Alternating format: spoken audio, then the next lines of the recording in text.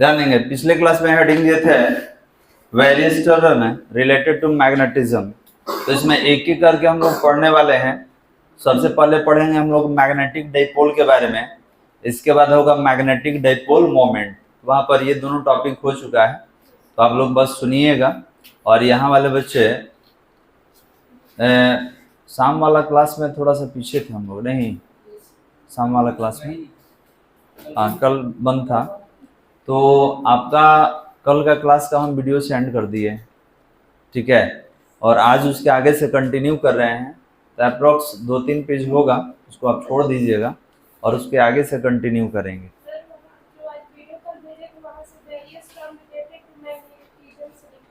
हाँ, तो वहीं से स्टार्ट करेंगे हम लोग। कल वाला जो शेयर किए थे ना, उसी के आगे से कंटिन्यू कर रहे हैं हम लोग, ठीक है। चलिए, तो देख लीजिए कितना आपको स्पेस छोड़ना है, या आप लिख चुके होंगे, ठीक है, लिख लिए हैं। तो वहीं से आगे कंटिन्यू करेंगे, various term related to magnetism. और 1 नंबर में हेडिंग दिया जाए magnetic dipole. Magnetic dipole, magnetic dipole 1 number में लिखेंगे मैग्नेटिक डाइपोल। हाँ, various term related to magnetism, तो इसमें बहुत सारा टर्म पढ़ने वाले हैं, ठीक है। तो एक एक करके बात करेंगे। सबसे पहले 1 नंबर में होगा मैग्नेटिक डाइपोल। तो मैग्नेटिक डाइपोल क्या है? तो it is a type of bar magnet in which two poles are separated by a small distance of 2l। ठीक है, पहले भी बात हो चुका है, आपको डायग्राम में दिखलाया गया था। तो ये नॉर्थ पोल है, ये साउथ पोल है, and both are separated by small distance of 2l, that is called magnetic dipole. तो ये तो बारही मैग्नेट का कंस्ट्रक्शन है। लिखेंगे, डिफाइन किया जाए, लिखेंगे magnetic dipole. Magnetic dipole is the type of bar magnet. Magnetic dipole is the type of bar magnet. Magnetic dipole is the type of bar magnet in which two poles are separated. In which two poles are separated. In which two poles are separated by a small distance of. Two poles are separated by a small distance of 2l. A small distance of 2l. हो गया बालक, diagram देख लीजिए। तो यहां पर अगर बात करें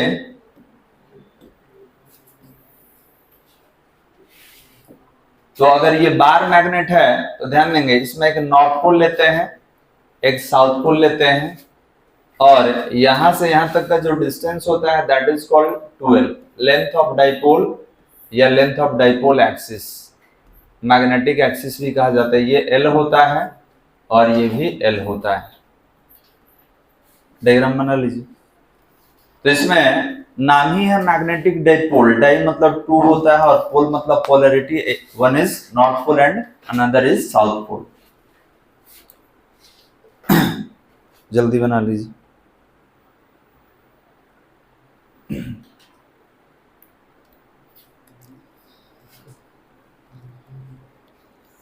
इसके बाद हम लोग का अगले पॉइंट में पढ़ने वाले हैं 2 नंबर में मैग्नेटिक डाइपोल मोमेंट। ये हो गया बालक। चलिए आगे हेडिंग दिया जाए, आगे हेडिंग देंगे magnetic dipole moment.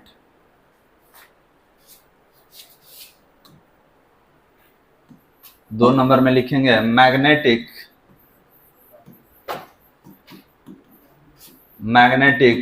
Dipole, magnetic dipole moment.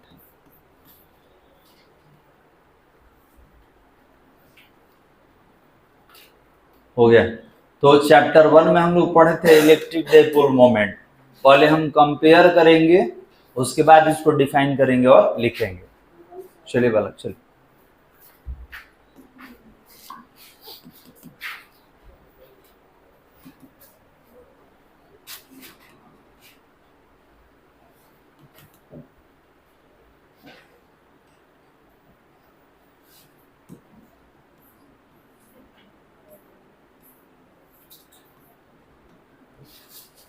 ध्यान देंगे, ये आपका मैग्नेट है और मैग्नेट का अपना एक स्ट्रेंथ होता है बालक, और उसी स्ट्रेंथ को हम लोग डाइपोल मोमेंट के टर्म में रिप्रेजेंट करते हैं।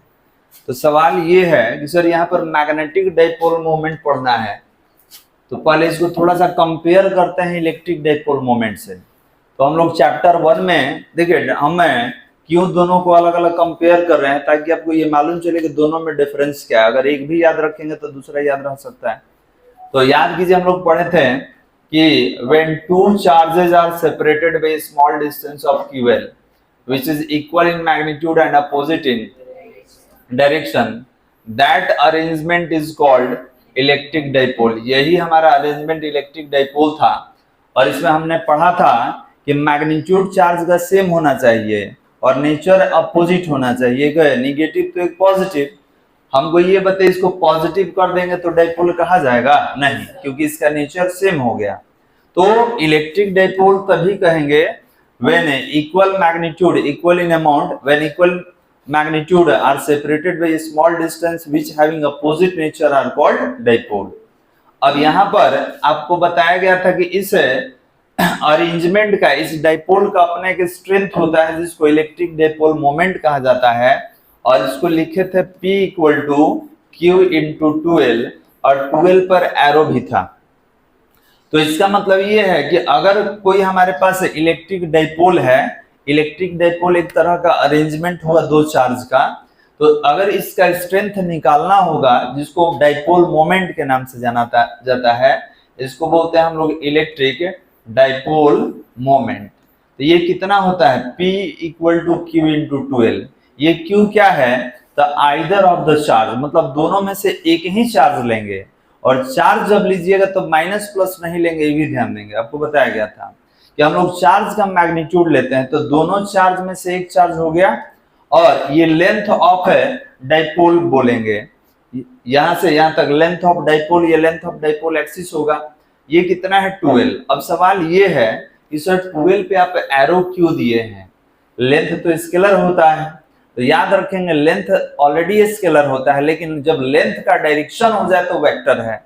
तो इलेक्ट्रिक डाइपोल मोमेंट का डायरेक्शन क्या पढ़े थे? From negative charge to positive charge. तो अब बताइए कि लेंथ का डायरेक्शन हमको मिल गया फ्रॉम नेगेटिव टू पॉजिटिव, तो जब इस 12 का डायरेक्शन मिल गया फ्रॉम नेगेटिव टू पॉजिटिव, तो that is a vector quantity. Clear है बालक? तो ये था आपका इलेक्ट्रिक डाइपोल मोमेंट। अब आते हैं मैग्नेटिक डाइपोल मोमेंट। तो हमने बोला कि मैग्नेटिक डाइपोल मोमेंट क्या है, तो सबसे पहले एक मैग्नेट लेते हैं, इसका एक नॉर्थ पोल होगा, एक साउथ पोल होगा, और इनके बीच का डिस्टेंस क्या होता है? 2l। अब यहां से हमसे पूछा गया कि मैग्नेटिक डाइपोल मोमेंट, तो सवाल ये है कि सर इसको कैसे रिप्रेजेंट करेंगे? तो ये वेक्टर m होता है। अब यहां तो चार्ज था, यहाँ पे आप चार्ज ले लिए थे, लेकिन मैग्नेट के पास तो हमको कुछ दिखाई नहीं दे रहा है, नॉर्थ और साउथ दिखाई दे रहा है। तो क्या आप नॉर्थ और साउथ लेंगे? नहीं, ये तो डायरेक्शन है। तो याद रखेंगे मैग्नेट के पास अपना एक स्ट्रेंथ होता है जिसको पोल स्ट्रेंथ कहा जाता है, और पोल स्ट्रेंथ को कैसे रिप्रेजेंट करते हैं? तो स्मॉल m से। जैसे इसका आप चार्ज लिए थे, तो इसके लिए हम लोग पोल स्ट्रेंथ लेने वाले हैं small m।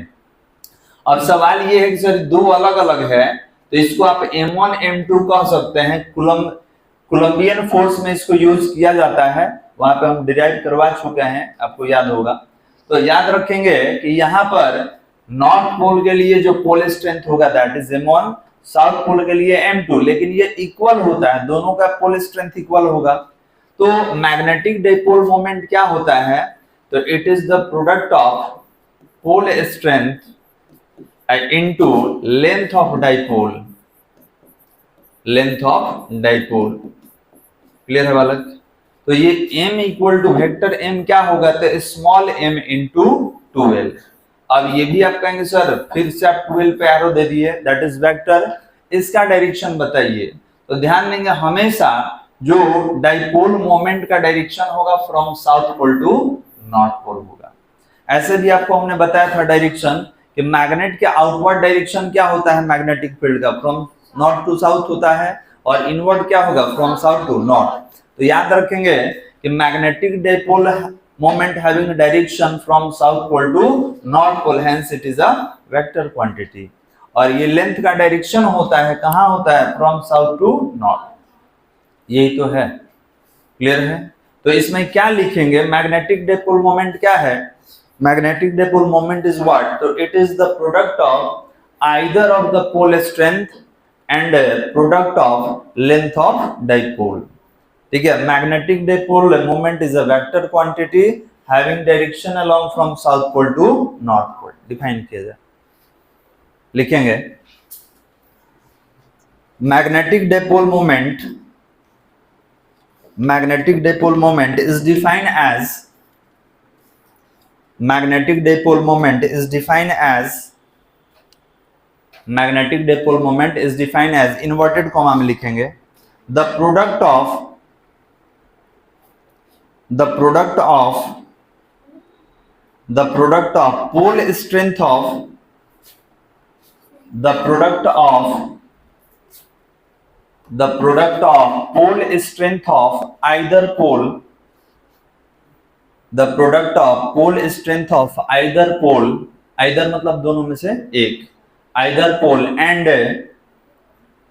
and distance between, and distance between magnetic poles, and distance between magnetic poles, and distance between magnetic poles, or length of dipole, और length of dipole, inverted comma बंद कर लीजिएगा, और length of dipole it is denoted by, it is denoted by vector M, capital M होगा, it is denoted by vector M. हो गया वाला, paragraph change करके लिखा जाए, let a small m be the, let a small m be the pole strength, let a small m be the pole strength of each pole, pole strength of each pole, and 12 is the, and 12 is the length of dipole, and 12 is the length of dipole, then we can write, then we can write, then we can write। अब क्या लिखिएगा, तो देखिए ना, यहाँ पे already हम diagram बनाए, थोड़ा सा इसको फिर से बता दे रहे हैं। तो क्या लिख सकते हैं वाले, तो सबसे पहले तो आपको अपना डायग्राम लेना होगा। तो यहाँ पर क्या करेंगे, we take magnet which having north pole and south pole, and the direction of magnetic dipole from south pole to north pole, और यहाँ पर लेंथ ऑफ डाइपोल कितना होगा, 12 होगा। तो डायग्राम ये बना के यहाँ तक लिख लीजिए, ये डायग्राम बनाकर लिख लेंगे इसको कि मैग्नेटिक डाइपोल मोमेंट क्या है। Magnetic dipole moment vector m equal to pole strength into length of dipole. Pole strength के बारे में और डिटेल से हम बात कर लेंगे।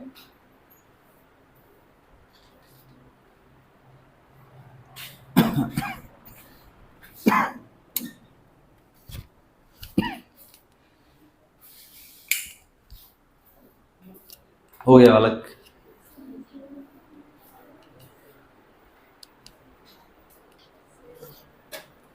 m क्या है, स्मॉल m, 12 क्या है, लेंथ ऑफ डाइपोल का डायरेक्शन, क्लियर है वाला। चलिए इसके नीचे लिखना होगा, पैराग्राफ चेंज करके लिखेंगे, छूट गया, जल्दी जल्दी वाला।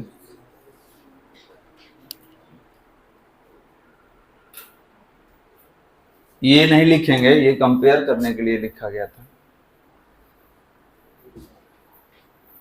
बोला जाए, लिखेंगे magnetic dipole moment is a vector quantity, magnetic dipole moment is a vector quantity having direction, magnetic dipole moment is a vector quantity having direction along from, having direction along from south pole to north pole, having direction along from south pole to north pole, having direction along from south pole to north pole. हो गया बालक। Note number 1, note number 1, SI unit and dimensional formula of SI unit and dimensional formula of magnetic dipole moment, SI unit and dimensional formula of magnetic dipole moment dash दे दीजिए। चलिए बात करते हैं SI unit का।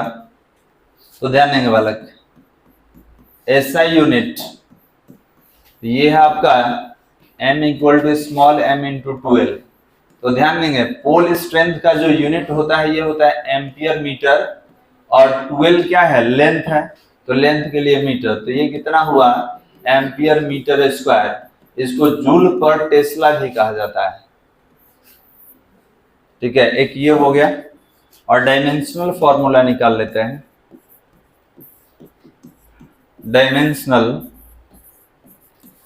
Dimensional formula, तो m equal to, देखिए ampere है तो आपको शायद मालूम होगा, हमने बताया था कि इलेक्ट्रिक करंट के लिए डायमेंशनल फॉर्मूला कैपिटल A या कैपिटल I भी होता है। तो आप A लिखेंगे, और मीटर लेंथ के लिए होता है तो L स्क्वायर हो गया। इसको अगर I में लिखना होगा तो I L स्क्वायर भी आप लिख सकते हैं। लिखिए।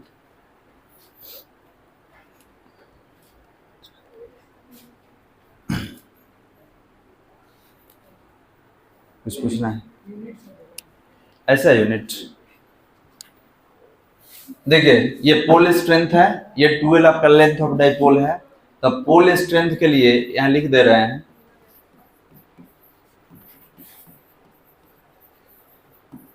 पोल स्ट्रेंथ जो m आप लिखते हैं, इसके लिए SI यूनिट जो होगा ये होता है एम्पियर मीटर, और जो 12 है लेंथ ऑफ डाइपोल, इसके लिए क्या होगा, तो मीटर होगा। ठीक है, तो इसके लिए हो गया एम्पियर मीटर। इसके लिए अब 2 देखकर घबरा नहीं जाना है, 2 तो मैग्नीट्यूड है, 2 का थोड़ी होगा, तो लेंथ का क्या होता है, मीटर। तो ये कितना हुआ, ampere metre square.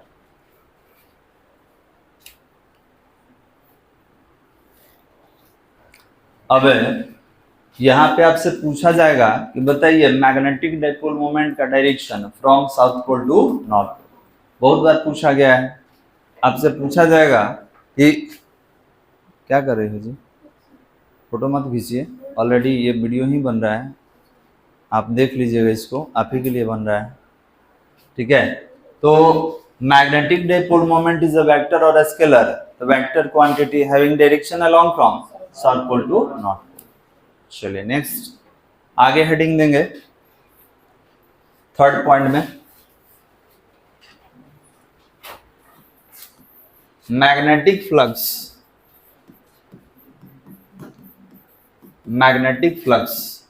That is phi b। Magnetic flux, तो ये बताइए इलेक्ट्रिक फ्लक्स पढ़े थे, क्या होता है electric flux, that is electric flux. बस सेम है magnetic flux, the number of magnetic field lines passing through any area is called magnetic flux. Clear है बालक? अब इसको समझने के लिए एक एग्जांपल भी हमने क्रिएट किया था, आपको शायद याद होगा। जैसे हमारे पास कोई, मान लेते हैं कि स्टैंड फैन है, समझिएगा यहाँ पे कुछ हम लोग बात करने वाले हैं प्रैक्टिकली। स्टैंड फैन ले लेते हैं और उसको चालू कर दिया जाए, तो उसका हवा तो किसी पर्टिकुलर डायरेक्शन में होगा। तो हमने बोला कि जिधर हवा जा रहा है उसको आप इलेक्ट्रिक फील्ड कहिए, जितना दूर में एयर है दैट इज इलेक्ट्रिक फील्ड। अब उस फील्ड के सामने एक विंडो लाके रख देंगे, हम खिड़की रख देंगे। ठीक है, ये तो क्लोज है, हम ओपन विंडो इस तरीके से। तो अब बताइए कि उसके सामने रखिएगा तब तो टोटल पास कर जाएगा। तो जितना एयर इस एरिया से पास करेगा उसी को फ्लक्स कहेंगे, बाहर से जाएगा उसको फ्लक्स नहीं कहेंगे। क्यों? क्योंकि हम पढ़े थे कि the area linked with the magnetic field lines. ठीक है, जब इस पार्टिकुलर एरिया से वो फील्ड लाइन ऐसे क्रॉस करेगा तब तो आप कहिएगा सर ये मैग्नेटिक फ्लक्स है। जो इधर से चला जाए that is not magnetic flux. और उसी के सामने ऐसे रख देंगे तो पास करेगा, नहीं करेगा। कुछ एयर ऊपर से निकल जाएगा, कुछ नीचे से निकल जाएगा, तो आप बोलेंगे फ्लक्स विल बी जीरो। तो इसका तो मतलब ये है फ्लक्स एरिया के साथ कितना एंगल फॉर्म कर रहा है उस पर डिपेंड करता है। तो बिल्कुल, तो यहाँ पर जो आपका हेडिंग है मैग्नेटिक फ्लक्स, बहुत सिंपल लैंग्वेज में कह सकते हैं कि the number of magnetic field lines passing through any area is called magnetic flux. इस एरिया से जितना मैग्नेटिक फील्ड लाइंस क्रॉस करेगा, इस मैग्नेटिक फील्ड लाइंस के अमाउंट को, नंबर को क्या कहा जाएगा? Magnetic flux. अब इसी में एक नया टॉपिक जोड़ देंगे, फ्लक्स डेंसिटी। फ्लक्स डेंसिटी, तो जब फ्लक्स डेंसिटी पढ़ेंगे, ठीक है, तो देखिए फ्लक्स डेंसिटी में क्या होगा कि पर यूनिट एरिया से जितना फील्ड लाइन क्रॉस करेगा उसको फ्लक्स डेंसिटी कहा जाएगा।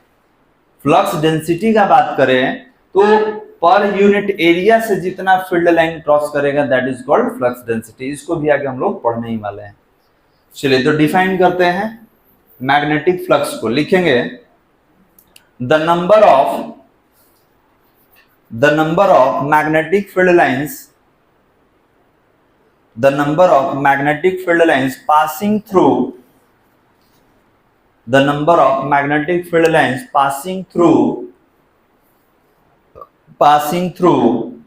any surface or area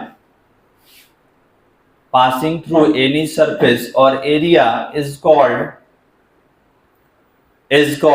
magnetic flux.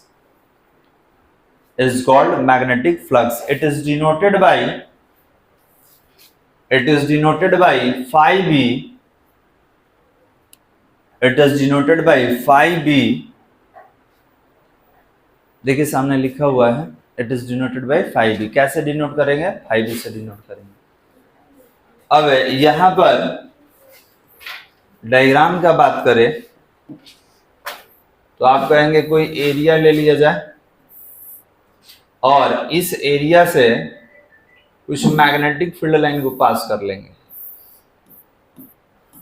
ये एरिया हो गया और इससे मैग्नेटिक फील्ड लाइन क्रॉस कर रहा है जी।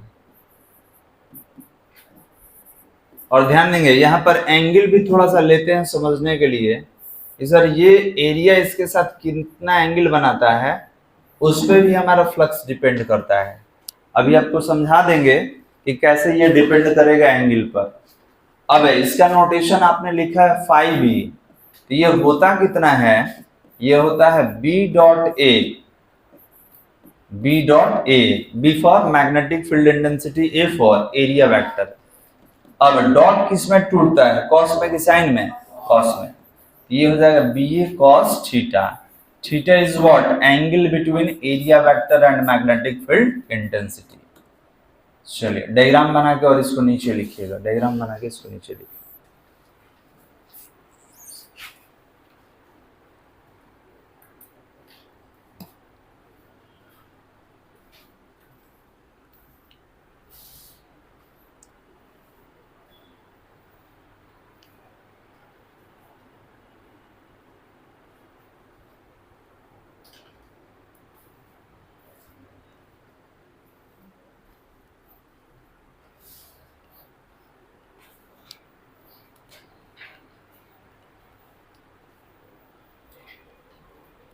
तो मैग्नेटिक फ्लक्स का एक और डिफिनेशन दिख रहा है। क्या दिख रहा है कि it is the dot product of magnetic field intensity and area vector. दिख रहा है ना बालक? ये बताइए कि फ्लक्स जो है मैग्नेटिक फ्लक्स वेक्टर है कि स्केलर है? वेक्टर है या स्केलर है magnetic flux?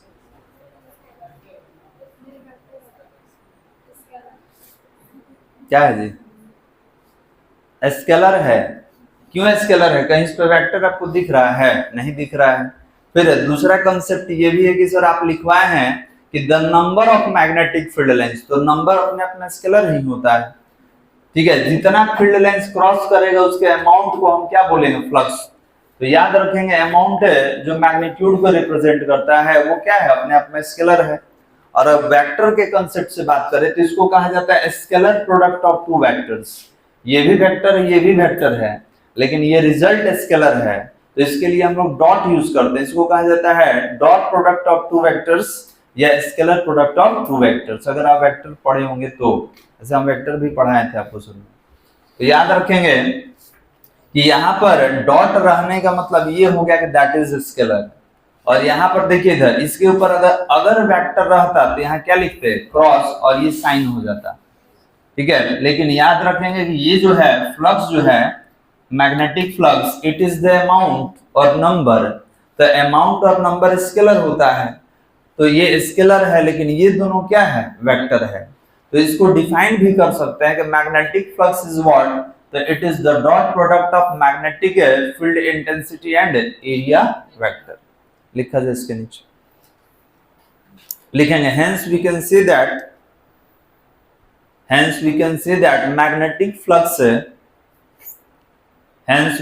that magnetic flux is the dot product of magnetic flux is the dot product of magnetic field intensity, dot product of magnetic field intensity and area vector, magnetic field intensity and area vector, magnetic field intensity and area vector. कोई दिक्कत वाला समझने में? Paragraph change करके लिखा जाए, paragraph change करके लिखेंगे मैग्नेटिक फ्लक्स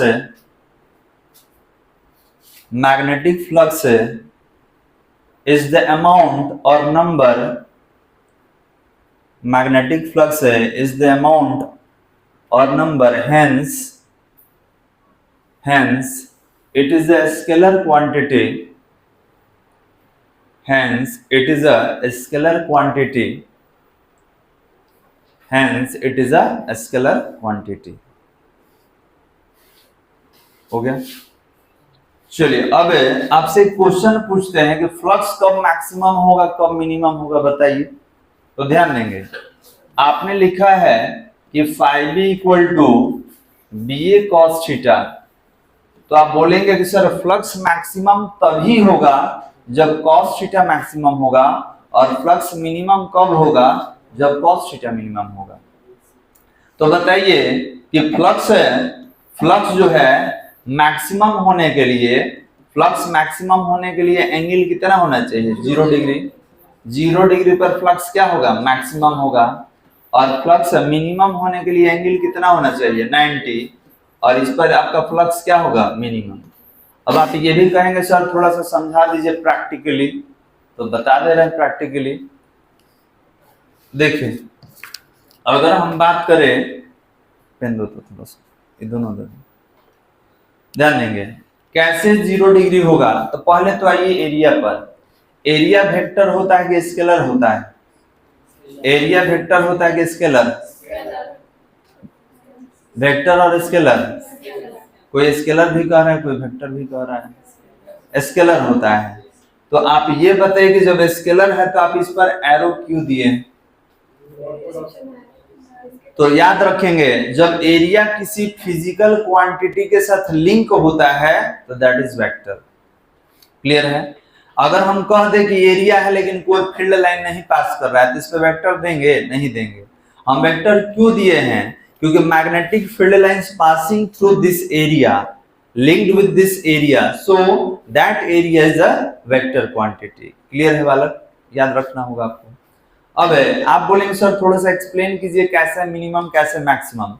तो आपको हम बता दे बालक कि किसी भी सरफेस का जो डायरेक्शन होता है सरफेस पे परपेंडिकुलर होता है। अगर ये मेरा सरफेस है, इसका डायरेक्शन हमसे पूछिएगा तो परपेंडिकुलर। अगर ये सरफेस है, ये सामने वाला सरफेस, आप डायरेक्शन पूछेंगे तो परपेंडिकुलर। मेरे तरफ है इधर सरफेस तो मेरे तरफ परपेंडिकुलर है। ऐसे तो हमेशा याद रखिएगा कि सरफेस का जो डायरेक्शन होगा always perpendicular to the surface होगा। समझ में आ रहा है? जिस सरफेस को लेना हो, इधर लेना हो तो इस पे परपेंडिकुलर, इधर लेना हो तो इस पे परपेंडिकुलर, ऊपर लेना हो तो ऊपर परपेंडिकुलर, जहां भी। तो ये बताइए कि फैन हम ले लिए हैं ऑलरेडी, फैन के सामने इसको हम रख दिए, ठीक है, ये एरिया हो गया। अब बताइए कि एरिया हो गया, तो इस एरिया का सरफेस का डायरेक्शन सामने होगा क्योंकि परपेंडिकुलर होता है सरफेस पे। तो ये हो गया आपका एरिया का मतलब है, एरिया का डायरेक्शन हो गया आपके तरफ। और मैग्नेटिक फील्ड लाइंस एक और लिए थे ना जी तुमसे, magnetic field lines. Magnetic field lines किसको आप कर रहे हैं? उस हवा को कर रहे हैं जो इससे पास कर रहा है। तो हवा भी तो ऐसे ही पास कर रहा है जी। तो ये आपका हो गया, रेड वाला हो गया आपका क्या, तो सरफेस का डायरेक्शन, और ब्लैक वाला हो गया मैग्नेटिक फील्ड लाइंस। तो बताइए दोनों के बीच एंगल कितना? 0 डिग्री। दोनों के बीच, सरफेस के साथ मत देखिए, सरफेस का डायरेक्शन के साथ देखिए। सरफेस का डायरेक्शन ये रेड वाला है और ब्लैक वाला मैग्नेटिक फील्ड लाइंस है, तो दोनों के बीच एंगल कितना होगा? 0 डिग्री। और cos 0 पर फ्लक्स मैक्सिमम की मिनिमम मैक्सिमम, cos 0 का वैल्यू 1 होता है। कोई दिक्कत समझ आ रहा है? सरफेस के साथ नहीं देखना है, सरफेस का डायरेक्शन के साथ देखना है। अभी सरफेस पे तो परपेंडिकुलर है कहलाएगा ना जी, इस सरफेस पे ये क्या कहलाएगा? परपेंडिकुलर। तो सरफेस पे परपेंडिकुलर उसका डायरेक्शन खुद होता है, याद रखिएगा। चलिए अब चेंज कर रहे हैं, हम सरफेस को ऐसे कर दिए जी, हम फैन के सामने खिड़की को लाके ऐसे रख देंगे। तो बताइए सरफेस का डायरेक्शन कहाँ है और फील्ड लाइन कहाँ से क्रॉस कर रहा है? कुछ ऊपर से कुछ नीचे से। तो बताइए फैन के सामने ऐसे रख देंगे तो इससे कोई फील्ड लाइन क्रॉस करेगा? नहीं करेगा, कुछ ऊपर से कुछ नीचे से। तो अब बताइए कि सरफेस का डायरेक्शन ऊपर है और मैग्नेटिक फील्ड का डायरेक्शन ये हुआ, तो एंगल कितना बनेगा? 90। इसके साथ नहीं, ये रेड वाले के साथ डायरेक्शन देखिए कितना बना? 90। तो cos 90 का वैल्यू 0, तो फ्लक्स क्या हो जाएगा? 0 हो जाएगा। समझ में आ रहा है? तो याद रखेंगे। अब इतना अगर नहीं याद रखना हो तो आप बोलेंगे sir when cos theta will be maximum then flux will be maximum, when cos theta will be minimum flux will be minimum। इसको लिख लिया जाएगा नोट करके हम लोग। रुकिए पहले हम कुछ बोल दे रहे हैं उसके बाद लिखेंगे। कहां तक हुआ था हम लोग का? स्केलर तक। नोट में लिखिए, तो नोट में लिखेंगे मैग्नेटिक फ्लक्स है, मैग्नेटिक फ्लक्स है, मैग्नेटिक फ्लक्स है डिपेंड्स अपॉन, मैग्नेटिक फ्लक्स है depends upon theta, depends upon theta with the area vector, और इसको लिख लीजिए। यहाँ थीटा 0 होगा तो आपका फ्लक्स मैक्सिमम होगा, थीटा 90 होगा तो फ्लक्स क्या होगा? इसको लिख लीजिए।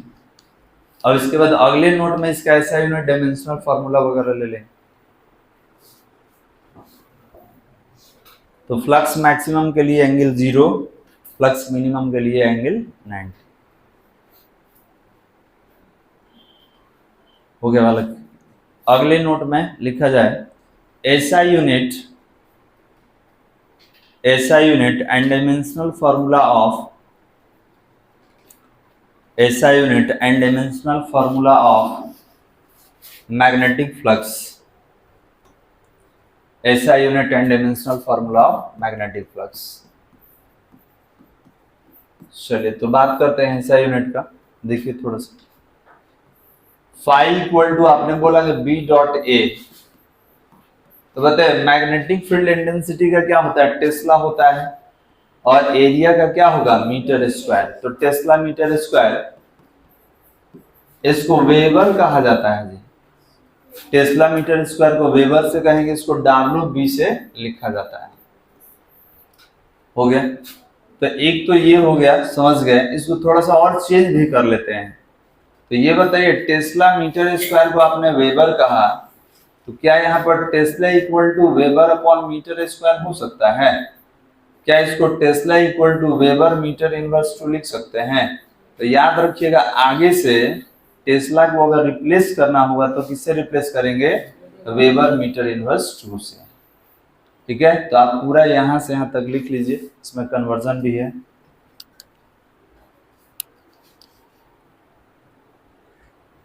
तो हम लोग केवल टेस्ला ही लिखते थे, लेकिन अभी से हम लोग टेस्ला के प्लेस पर हम लोग वेबर मीटर इनवर्स 2 भी लिख सकते हैं।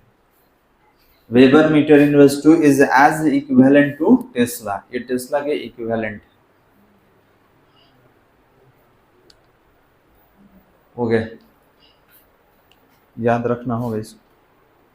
अब एक पूछा था सर वेबर क्या है, वेबर नाम है, साइंटिस्ट का नाम है तो उसको रखा गया है, ठीक है। जैसे आदमी का नाम होता है ना जी, है जस्टिन वेबर है, हम सुने हैं, सिंगर है, बस उसी के तरीके का साइंटिस्ट।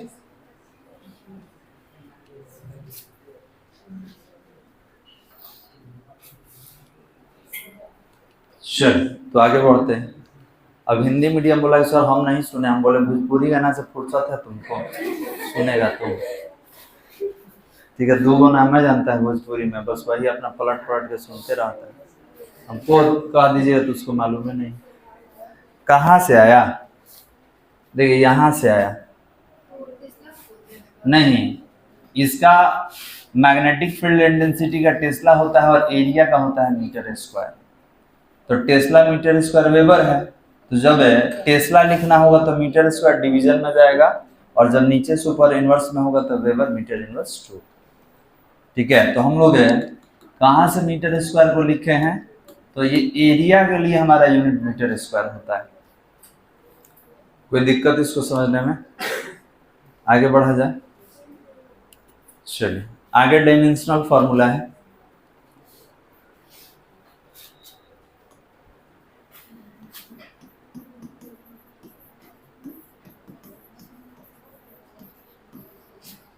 Dimensional formula. तो डायमेंशनल फार्मूला फ्लक्स में थोड़ा सा देखा जाए, ये है बी डॉट ए, देखिए जी बताइए मैग्नेटिक फील्ड इंटेंसिटी का dimensional formula, dimensional formula M T inverse two A inverse 1, याद कीजिए पीछे वाला। देखिए देखो जी इधर फिर पूछेगा सब कहां से लिख दिए, बी का होता है M T inverse two A inverse 1, और एरिया में दो लेंथ होता है, लेंथ विड्थ, तो इसके लिए होगा एल स्क्वायर, तो ये कितना रहा आपका M L square T inverse two A inverse 1, लिख लीजिए।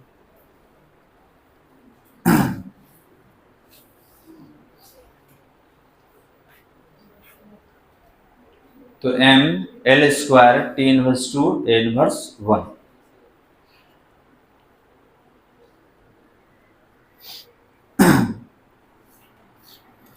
अब एक और यूनिट लिखवा दे रहे हैं इसका सीजीएस यूनिट, वो पूछा जाता है कि बताइए मैग्नेटिक फ्लक्स का सीजीएस यूनिट क्या होता है, तो मैक्सवेल होता है, ठीक है, मैक्सवेल, और 1 weber that is equal to 10 to the power 8 Maxwell, ये हो गया।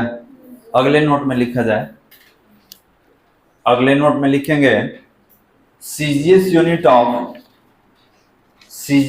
Of magnetic flux is, CGS unit of magnetic flux, CGS unit of magnetic flux is Maxwell. Magnetic flux is Maxwell, or 1 Weber that is equal to 10 to the power 8 Maxwell.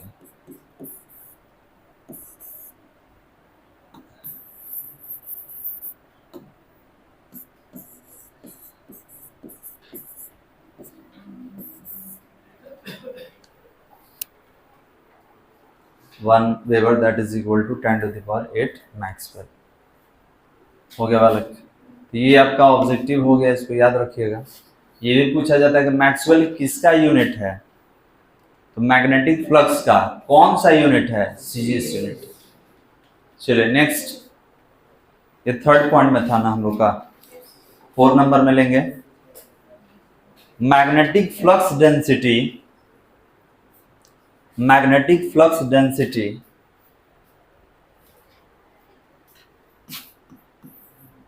Magnetic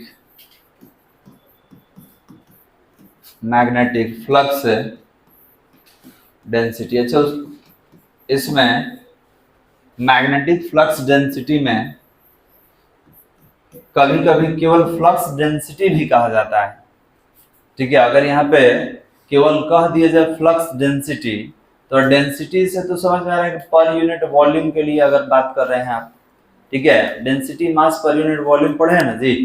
तो यहाँ पर flux का density है, तो ये बताइए flux किससे पास करता है, तो किसी एरिया से। तो एरिया के पास तो वॉल्यूम होता नहीं है, ठीक है, सरफेस के पास क्या होगा, तो एरिया होगा, वॉल्यूम तो होता नहीं है।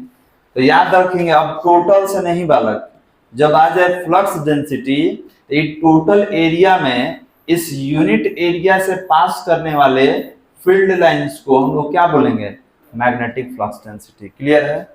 तो इट टोटल से नहीं, टोटल के यूनिट एरिया से जितना फील्ड लाइंस क्रॉस करेगा उसी को क्या बोलेंगे, मैग्नेटिक फ्लक्स डेंसिटी। लिखेंगे, डिफाइन किया जाए, the number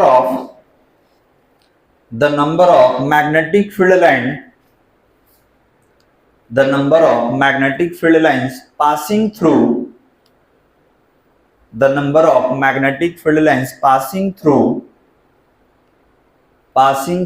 a unit area,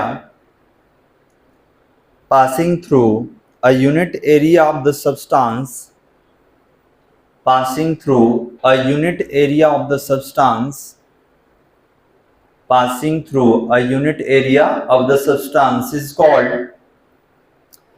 called magnetic flux density, is called magnetic flux density, is called magnetic flux density. It is denoted by vector B, it is denoted by vector B, it is denoted by vector B। कैसे denote करेंगे, vector B से। तो ये बताइए कि अगर आपसे पूछा जाए कि मैग्नेटिक फ्लक्स डेंसिटी क्या है, तो आप लिखेंगे कि फ्लक्स डेंसिटी या मैग्नेटिक फ्लक्स डेंसिटी ये जो होगा B equal to that is 5B/A, क्या होगा, 5B/A होगा। लिख लीजिए, मतलब पर यूनिट एरिया से पास करने वाला जो फ्लक्स होगा या magnetic field lines, that is called magnetic flux density या फ्लक्स डेंसिटी। बोलिए सर, तो पार्टिकुलर एरिया से पास करेगा, हाँ, तो एक से ज्यादा नहीं हो सकता यूनिट एरिया। यूनिट एरिया तो मोर देन ज्यादा ही होगा, लेकिन कैलकुलेशन आप सबका एक ही बार में नहीं ना कर लेंगे। आप एक बार में तो एक ही के बारे में बात करेंगे, तो हम किसी इंडिविजुअल एरिया के बारे में बात कर रहे हैं, कोई एरिया ले सकते हैं लेकिन एक ही लेना होगा। जब टोटल ले लेंगे तब तो फ्लक्स कहेंगे, तब उसमें डेंसिटी हटा देना होगा, क्योंकि डेंसिटी यूनिट के लिए कैलकुलेट होता है। अगर इसमें वॉल्यूम रहता तो पर यूनिट वॉल्यूम लेते, लेकिन सरफेस के पास तो वॉल्यूम होता नहीं है, क्या होता है, एरिया, तो पर यूनिट एरिया के लिए कैलकुलेशन है। और कुछ पूछना है तो पूछ सकते हैं। अब याद कीजिए बी का आपको कितना नाम लिखवाए थे, बहुत सारा लिखवाए थे, इसका एक नाम नहीं है, बहुत ज्यादा नाम है, तो एक एक करके सब आएगा। ये भी नाम लिखवाए थे आपको, flux density, magnetic induction, magnetic vector, बहुत सारा नाम था। हो गया बालक? चलिए अब इसके ऐसा यूनिट और डायमेंशनल फॉर्मूला के बारे में बात करेंगे। पैराग्राफ चेंज करके लिखा जाए, ये अगर नहीं समझ में आएगा तो ये डायग्राम आप बना सकते हैं, ये समझने के लिए टोटल नहीं, इसके यूनिट एरिया से जो भी फील्ड लाइन क्रॉस करेगा that is called magnetic flux density. समझ में आ रहा है? चलिए लिखेंगे, पैराग्राफ चेंज करके नोट में लिखेगा, लिखेंगे the SI unit and dimensional formula of, the SI unit and dimensional formula of, the SI unit and dimensional formula of magnetic flux density, the SI unit and dimensional formula of magnetic flux density।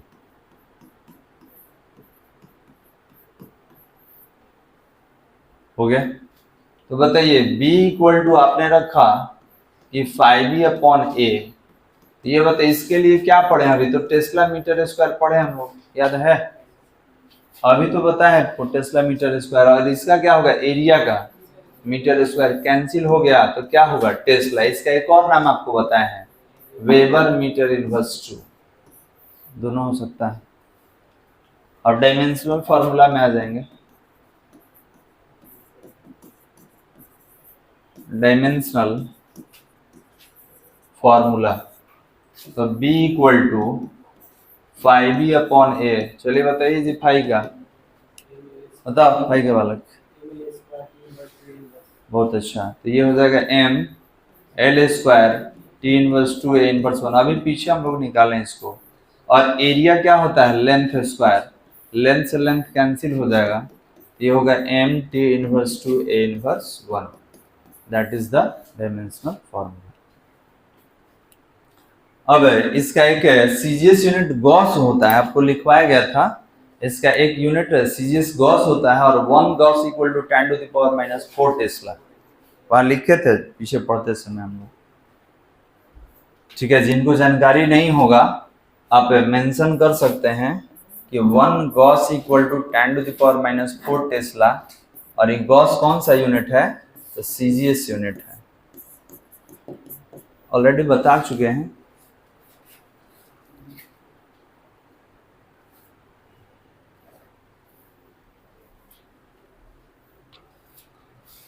हो गया बालक, चलिए आगे heading देना होगा,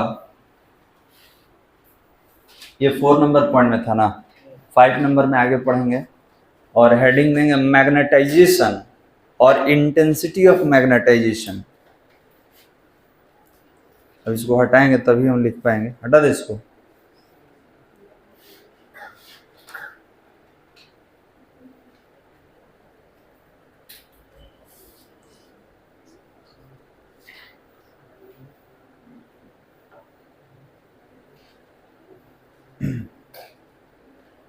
क्या हो गया जी, हटा दे बालक। चलिए 5 नंबर में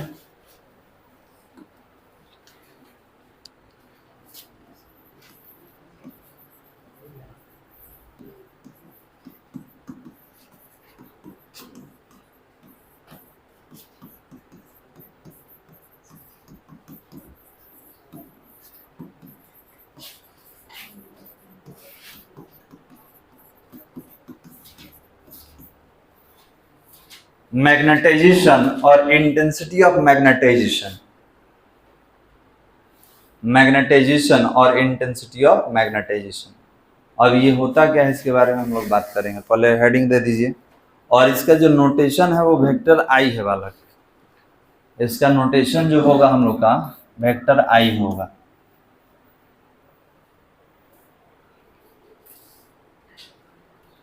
बोला जाए तो देखिए इसको समझ लिया जाए कि ये सर इंटेंसिटी ऑफ मैग्नेटाइजेशन क्या है, तो ध्यान देंगे। सबसे पहले तो आप ये बताइए कि मैग्नेटाइज करने का मतलब क्या होता है, what do you mean by magnetization. तो आप कहेंगे कि सर किसी को मैग्नेटाइज करना, मैग्नेटाइज मतलब है अगर कोई मैग्नेटिक मटेरियल है तो उसको मैग्नेट के कांटेक्ट में लाके उसको पूरा का पूरा मैग्नेट में ही हम लोग कन्वर्ट कर देते हैं, दैट इज कॉल्ड मैग्नेटाइजेशन। अब मैग्नेटाइजेशन अलग अलग टाइप का होता है, सिंगल टच मैग्नेटाइजेशन भी होता है, डबल टच मैग्नेटाइजेशन भी होता है, और इलेक्ट्रिकल मेथड से भी मैग्नेटाइजेशन होता है, जिसको मैग्नेटिज्म भी कहा जाता है। तो याद रखेंगे कि किसी मैग्नेटिक मटेरियल को, ठीक है, मैग्नेटिक प्रॉपर्टी ट्रांसफर कर देना कि वो भी मैग्नेट बन जाए कुछ समय के लिए, दैट इज कॉल्ड मैग्नेटाइजेशन। अब इसमें इंटेंसिटी होता है कि आप कितना मैग्नेटाइज किए हैं, ठीक है, इंटेंसिटी देखिए लिखा हुआ है इंटेंसिटी ऑफ मैग्नेटाइजेशन कि 100% मैग्नेटाइज किए हैं, 30% किए हैं, 40% किए हैं, that is called intensity of magnetisation. Clear है। जैसे हमारे पास अगर ये मैग्नेट है, ठीक है, तो हमने बोला कि इसके साथ है एक ये रिंग है, आयरन रिंग है, तब इसको जब यहां तक रखे हैं तो देखिए फील्ड भी मैग्नेटाइज करता है। इसके बाद आपको पढ़ाएंगे इंटेंसिटी ऑफ मैग्नेटाइजिंग फील्ड, ये जो पढ़ रहे हैं ना इसके बाद जस्ट पढ़ने वाले इंटेंसिटी ऑफ मैग्नेटाइजिंग फील्ड, तो फील्ड भी मैग्नेटाइज करता है, आई तो मैग्नेटाइज करता ही है। तो जब ई अब इसमें मैग्नेटिक है नेचर कुछ नहीं है, मैग्नेटिक प्रॉपर्टी नहीं है, जब इसको कांटेक्ट में रख दिए तो अब ये 100% इसको मैग्नेटाइज कर देगा, ठीक है, इसका मतलब कि इसके पर यूनिट वॉल्यूम में मैग्नेटिक डाइपोल मोमेंट लगा होगा। देखिए इसको लिखते कैसे हैं, तो इसको लिखते हैं वेक्टर m अपॉन वॉल्यूम। मतलब इसके पर यूनिट वॉल्यूम में जो मैग्नेटिक डाइपोल अप्रोच किया जाता है, इसको मैग्नेट बनाने के लिए, that is called intensity of magnetisation और मैग्नेटाइजेशन।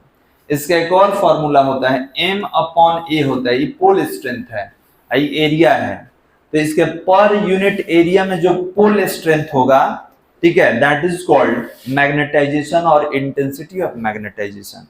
तो जब इंटेंसिटी लग गया तो याद रखेंगे इंटेंसिटी रिप्रेजेंट करता है मैग्नीट्यूड के टर्म में, आप उसको कितना मैग्नेटाइज किए हैं। तो याद रखेंगे कि अगर ये इसको मैग्नेटाइज किया तो इसके कांटेक्ट में जो भी आएगा वो भी मैग्नेटाइज होगा। क्यों? इसके पास मैग्नेटिक प्रॉपर्टी आ गया। अभी 100%, 70%, 30% कितना मैग्नेटाइज है, यही इसका स्ट्रेंथ है।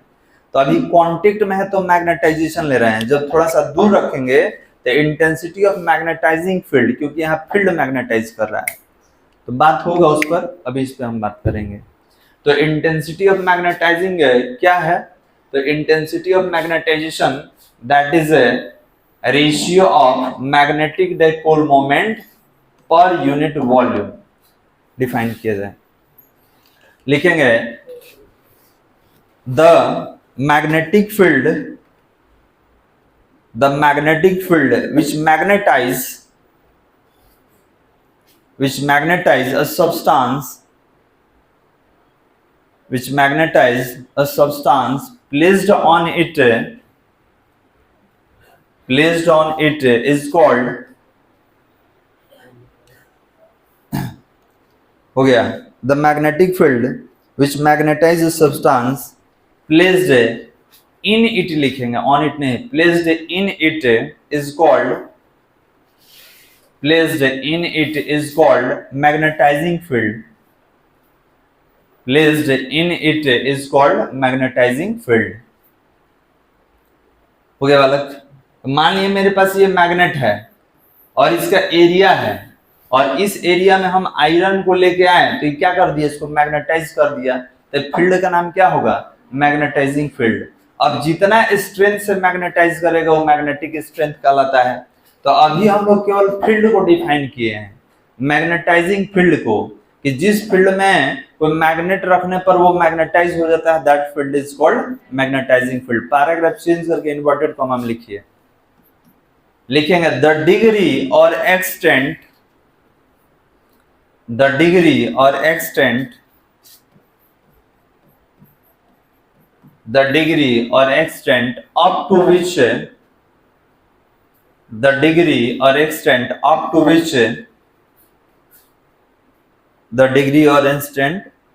up to which a magnetic material or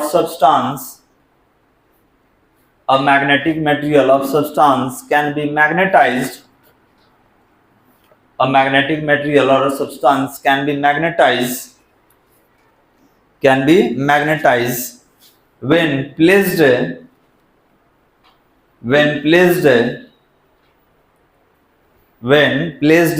the magnetizing field. When placed in the magnetizing field is called magnetization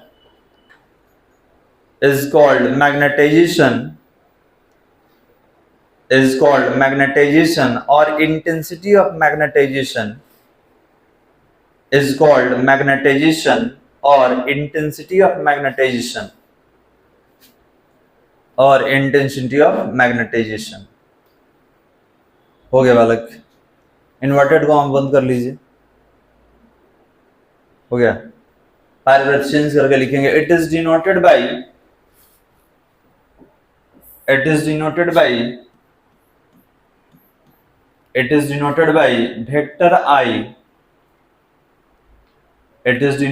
vector I। और ये होता कितना है? तो ये होता है magnetic dipole moment upon volume. तो मैग्नेटिक डाइपोल मोमेंट को आप m से लिखेंगे, वॉल्यूम v से हो जाएगा। अब इसको और थोड़ा सा हम अलग अलग तोड़ेंगे। देखिए इधर, इसको 1 दे देते हैं। देखिए तो, देखिए जी, यहां पर I, ये बताइए कि मैग्नेटिक डाइपोल मोमेंट को कैसे रखा जाए, m इंटू 12। ये क्या होता है, pole strength into length of dipole, अभी पढ़ा है ना पीछे। और ये वॉल्यूम है, तो वॉल्यूम में L into B into H होता है। चलिए इसको लिख सकते हैं m इंटू 12, और इसको लिख सकते हैं a इंटू 12। लिख सकते हैं बालक? यस बोलिएगा तो पूछेंगे कैसे, है ना जी। आप जानते हैं कि आप जानते नहीं, ठीक है। तो यस अभी नहीं बोलना है, जब बता देंगे तब यस बोलना है। देखिए कैसे, देखिए यहाँ पे कोई मैग्नेट लेते हैं, ये नॉर्थ पोल है, ये साउथ पोल है, ठीक है, और ये लेंथ 12 है। तो वॉल्यूम में क्या होगा, तो वॉल्यूम में होता है L into B into H होता है। तो लेंथ और विड्थ को एरिया आप कन्वर्ट कर लिए। और ये बताइए कि ये जो लेंथ है, एक टोटल को हाइट कह सकते हैं। 12 क्या है, लेंथ, और यहाँ पर length is a type of height. तो यहाँ पर h के जगह पे 12 लिखा जा सकता है। ये हो गया a इंटू 12। कोई दिक्कत वाला? अब कहिएगा सर 12 तो आप लिख दिए, लेकिन एरो क्यों दिया गया, एरो? तो याद रखेंगे एरो का मतलब डायरेक्शन होता है। तो डायरेक्शन डाइपोल का बता दीजिए, from south pole to north. बताया था ना जी कि 12 का डायरेक्शन होता है कहां से कहां, फ्रॉम साउथ टू नॉर्थ। अब हट जाएगा। तो आप बोलेंगे कि जब इसको हटाना है तो आप लिख दीजिए। तो यहाँ पे m को हम लोग हटाए हैं magnetic dipole moment, pole strength into 12 से, और वॉल्यूम जो है इसको हम लोग हटाए हैं L into B into H से। यहाँ एल बी को एरिया और हाइट को लेंथ 12।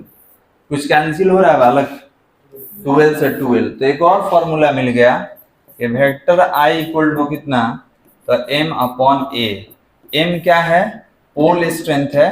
जिनको नहीं समझ में आएगा यहाँ लिख भी देंगे हम, पोल स्ट्रेंथ,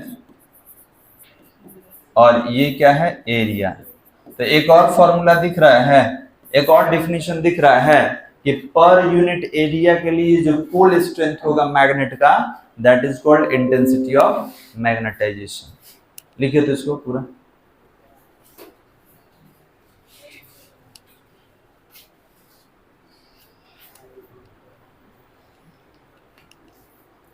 इसको सेकंड दे देंगे, फर्स्ट है ना ऊपर, ये हो जाएगा सेकंड।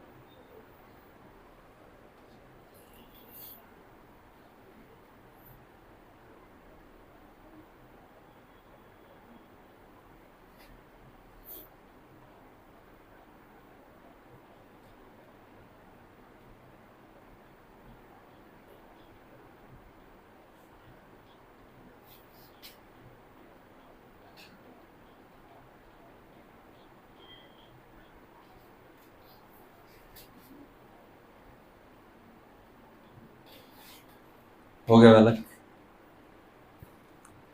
एक और डिफिनीशन दिख रहा है कि pole strength per unit area is called intensity of magnetization. बोल दिया जाए, नहीं बोला जाए? पैराग्राफ चेंज करके लिखेंगे। From equation 2 we can say that, from equation 2 we can say that pole strength per unit area, from equation 2 we can say that pole strength per unit area, pole strength per unit area is called intensity of magnetization, called intensity of magnetization. हो गया वाला। अब आपसे यहाँ direction पूछा जाएगा, देखिए vector है जी, तो पूछा जाएगा इसका डायरेक्शन बताइए, तो कहेंगे जो 12 का डायरेक्शन होगा उधर होगा।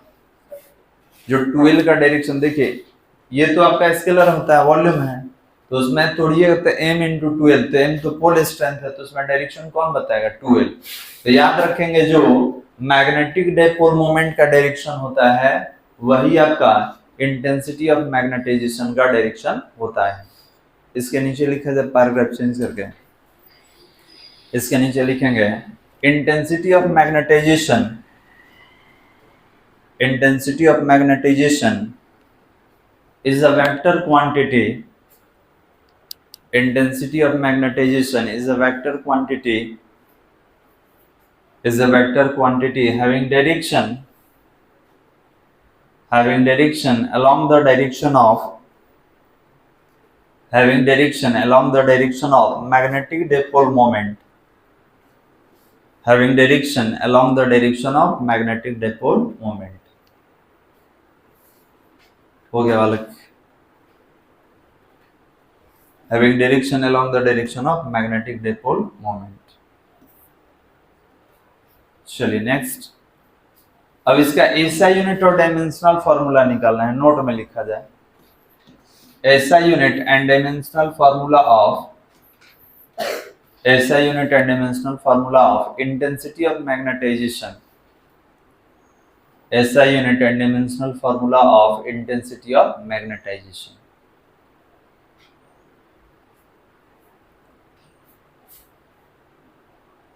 हो गया बालक, देखिए निकाल रहे हैं, तो क्या लिखे थे हम लोग, I इक्वल टू कितना था, किससे निकाले, पहले ही वाला फॉर्मूला से निकाल ले रहे हैं।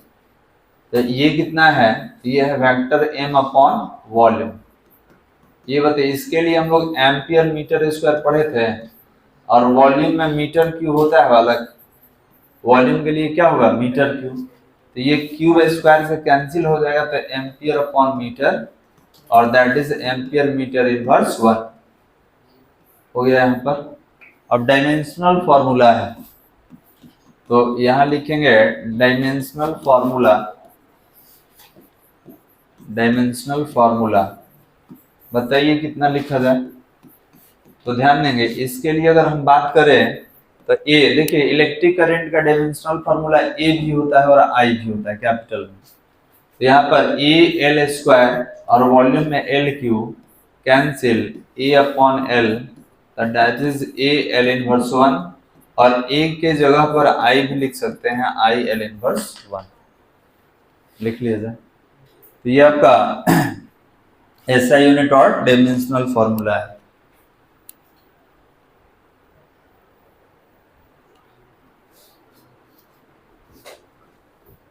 अब इसके बाद इंटेंसिटी ऑफ मैग्नेटाइजिंग फील्ड हम लोग पढ़ेंगे।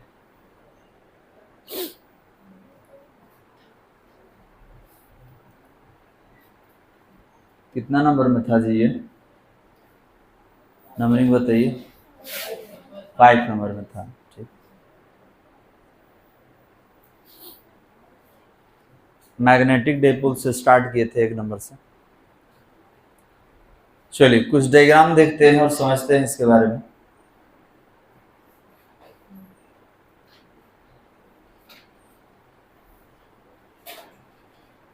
जितना लिख रहे हैं उसमें से 2-3 का एकदम एसआई यूनिट डायमेंशनल फॉर्मूला रहता ही रहता है आपके एग्जाम में।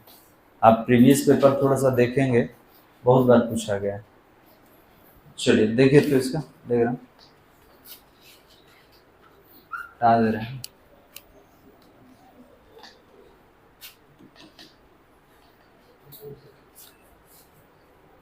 ध्यान देंगे, मैग्नेटाइजेशन या इंटेंसिटी ऑफ मैग्नेटाइजेशन, अभी हम क्या बताए हैं कि आप किसी दूसरे पार्टिकल को कितना मैग्नेटाइज कर रहे हैं, किस हद तक मैग्नेटाइज कर रहे हैं।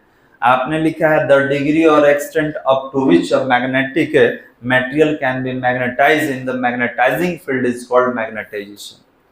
सर इतना बार मैग्नेट बोल दिए, पता नहीं चला कौन का। तो ध्यान देंगे, किसी मैग्नेटिक मटेरियल के कांटेक्ट में, अगर किसी मैग्नेट के कांटेक्ट में अगर कोई मैग्नेटिक मटेरियल आता है तो ये मैग्नेटिक मटेरियल जो होता है ये भी मैग्नेट जैसा ही बिहेव करता है। क्यों?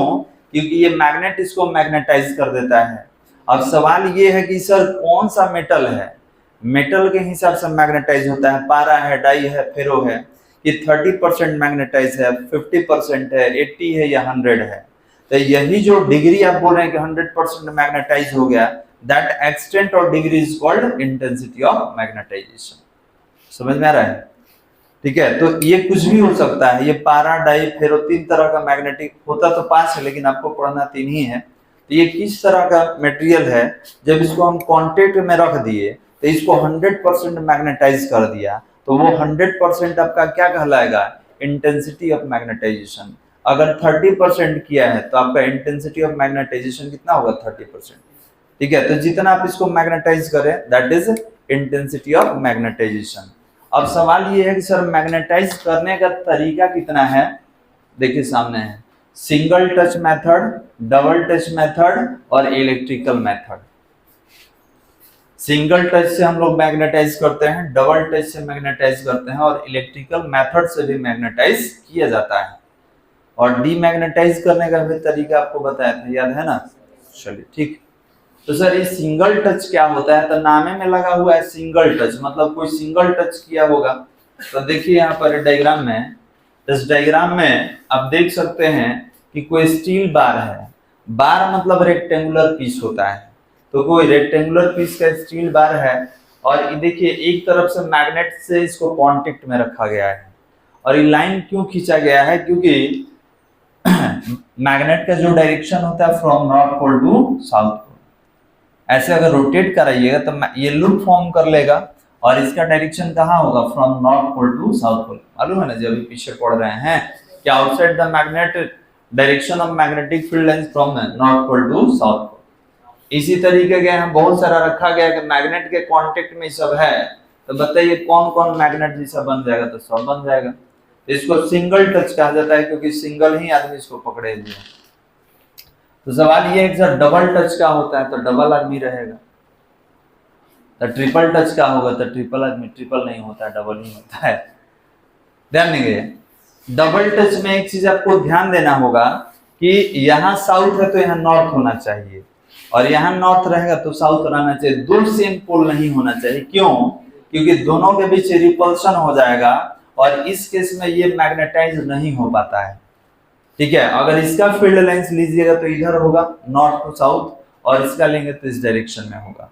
तो याद रखेंगे कि यहाँ पर नॉर्थ है तो इसके बगल में साउथ रहेगा, और ये दोनों मिलकर इसको मैग्नेटाइज करेगा। ये दोनों परमानेंट मैग्नेट होता है, और ये मैग्नेटाइज करने का जो तरीका है, मेथड है, that is called double touch magnetization. Clear है? जिसको डबल टच कहते हैं। अब आपने बोला सर एक इलेक्ट्रिकल मेथड भी था, तो देखिए ये मेथड देख लीजिए। इलेक्ट्रिकल मेथड में क्या होता है कि कोई मेरे पास मैग्नेटिक मटेरियल है, जैसे आयरन ले लेते हैं, इसको हम कॉपर से बाइंडिंग कर दिए पूरा, इसका एक टर्मिनल बैटरी के पॉजिटिव से और दूसरा टर्मिनल बैटरी के निगेटिव से। अब इसमें जब करंट फ्लो होगा तो मैग्नेटिक फील्ड बनाएगा। क्यों? तो राइट कौन था हमारा, Fleming, right hand thumb rule से इसका निकाल सकते हैं कि अगर करंट का डायरेक्शन बताएगा तो ये मैग्नेटिक फील्ड का डायरेक्शन बताएगा। ऐसे आप पढ़े भी थे सोलिनॉइड टोरॉइड, कि जब उसमें करंट पास कराते थे तो मैग्नेटिक फील्ड क्रिएट होता था। तो देखिए बिल्कुल उसी तरीके का ये भी सोलिनॉइड ही जैसा दिख रहा है। तो इसमें भी क्या होगा, मैग्नेटिक फील्ड बनेगा। अब करंट कैसे चलता है, फ्रॉम पॉजिटिव टू निगेटिव। तो देखिए ये जो है सोलिनॉइड जैसा बिहेव कर रहा है और मैग्नेटिक फील्ड क्रिएट किया है कहाँ पर, ऊपर, क्योंकि करंट ऐसा मूव करेगा तो मैग्नेटिक फील्ड अपवर्ड जाता है, नीचे से ऊपर जाता तो डायरेक्शन नीचे होता। ये आपका नॉर्थ पोल हो गया और ये साउथ पोल। इसी को अगर ऐसे रखेंगे तो that is north pole and south pole. तो ये कैसा बिहेव करेगा, मैग्नेट जैसा बिहेव करेगा। कब तक? जब तक करंट रहेगा। करंट नहीं रहेगा तो ये क्या हो जाएगा, डिमैग्नेटाइज होगा और ये करंट मैग्नेट जैसा बिहेव नहीं करेगा। तो याद रखेंगे जब किसी मैग्नेटिक मटेरियल से करंट पास कराया जाए और करंट पास करने के दौरान वो मैग्नेटिक बिहेवियर रखता है तो that is called electrical method of magnetization. तो जब करंट से आप मैग्नेटाइज कर रहे हैं तो उसको क्या बोलेंगे, इलेक्ट्रिकल मेथड ऑफ मैग्नेटाइजेशन।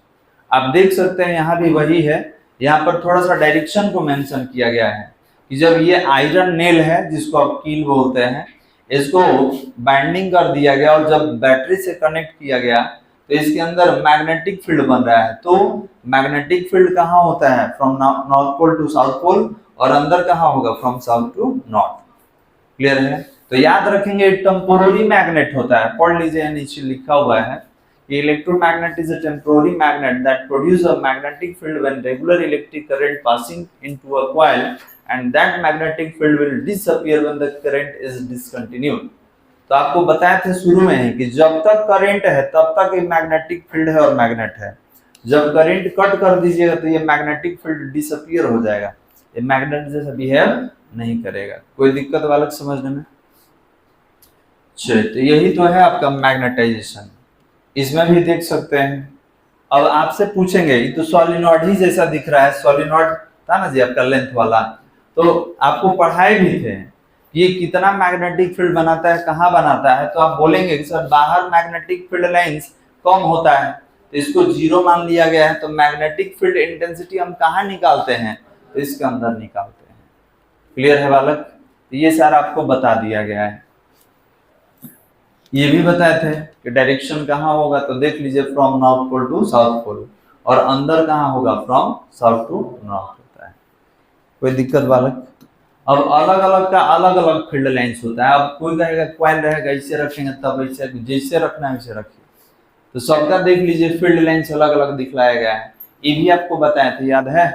यहाँ पे न्यूट्रल पॉइंट फॉर्म होता है जब सेम पोलैरिटी के दो मैग्नेट आपस में नजदीक रखेंगे तो दोनों के बीच रिपल्शन होगा, और यहाँ पर एक जगह होता है जहाँ पर मैग्नेटिक फील्ड इंटेंसिटी 0 होता है, that is called neutral point. तो अगर पूछा जाए न्यूट्रल पॉइंट क्या है, तो एक लाइन में कहेंगे जहाँ मैग्नेटिक फील्ड 0 होता है उसी को न्यूट्रल पॉइंट कहते हैं।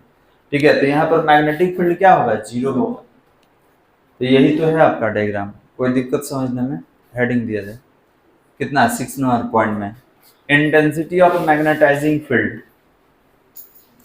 इंटेंसिटी ऑफ मैग्नेटाइजिंग फील्ड,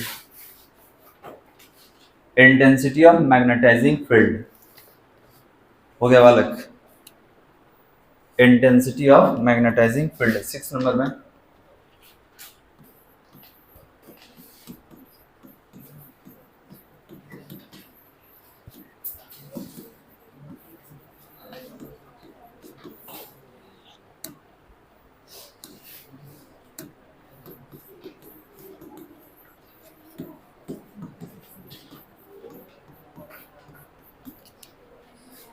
अगले क्लास में करेंगे इसको।